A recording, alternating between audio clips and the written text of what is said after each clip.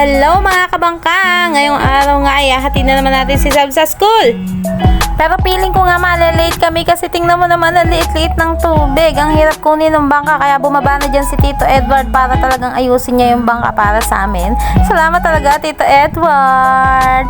At iyan, bumaba na nga ako tapos nakasakay na din kami. Kaya naman let's go! Isabay na din natin sila Tito Edward at Tito Arwin. Pero hindi pa naman kami nakakalayo sa bahay. Tingnan mo nga naman nakainan pa Elise namin. Tuwan-tuwa pa tong bata kasi nga niinis niya yung papa niya dahil lagi na lang daw may kain yung Elise. Ito yung papasok siya. Charot!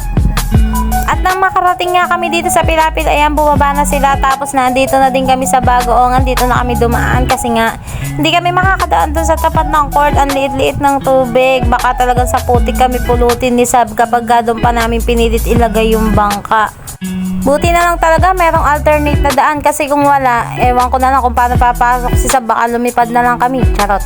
Pero bago siya pumasok, kakain muna dito yan ang paborito niyang monay na may itlog. Tapos magpapabili din niya ng may itlog. Iyan daw uulamin niya. Tapos nang maihatid ko nga siya sa school guys, umuwi na din ako kasi nagmamadali kami dahil may titing na kaming binibentang bangka. O ba't naman para akong kukunin ng langit dito sa nakikita kong liwanag. At nakasakay na naman nga ako sa bangka. Papunta na naman kami ng Pilapil kasi nandun yung binibentang bangka na titingnan ni Boss Angelo. Sa mga nagtatanong po kung malayo po ba yung pinaghahatiran ko sa school ni Sab tsaka tong Pilapil, no guys, malapit lang siya. Parang as in tatawid ka lang talaga. Mas malapit to kung sasakay ka ng tricycle. Mas maganda dumaan ka na dito sa tubig kasi mas mabilis talaga.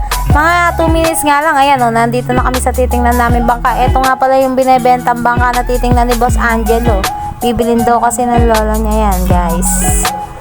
O, di ba mga kabangka? Alam niyo naman, sa isla kami nakatira. Kaya kailangan talaga may bangka. At ayan din kasi yung ginagamit sa panghanap buhay sa pang-araw-araw namin. Alam niyo naman.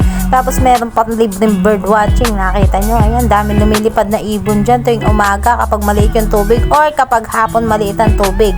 Lagi na lang may bird watching dyan guys. Maniwala kayo. Tapos minsan may sandbar pa dyan sa gitna na yan.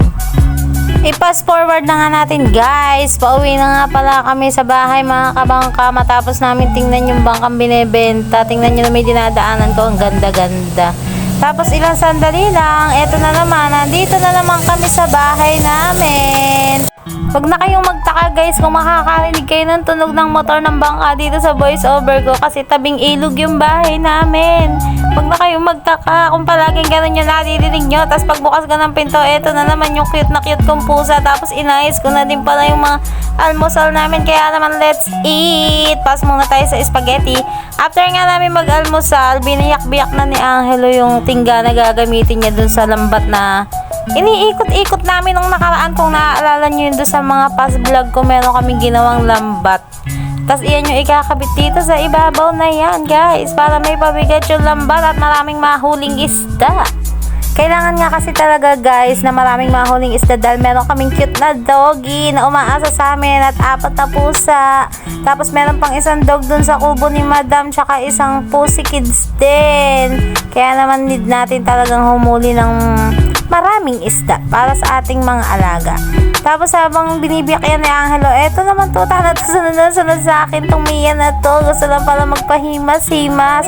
Tapos daily routine ko nga guys, ilalabas ko sila Toby at Cotton para naman naaarawan sila at nakakalanghap sila ng sariwang hangin. Hindi lagi lang silang nasa loob ng bahay, o diba? O tingnan mo naman yung anak ni Toby, si Whitey, lagi na lang kinukulit yung tita niya si Cotton. At bago nga matapos ang vlog na ito mga kabangka, maraming salamat sa patuloy na nanonood at tumatangkilik dito sa mga vlog ko. Hanggang dito na lang, bye bye! Mwah!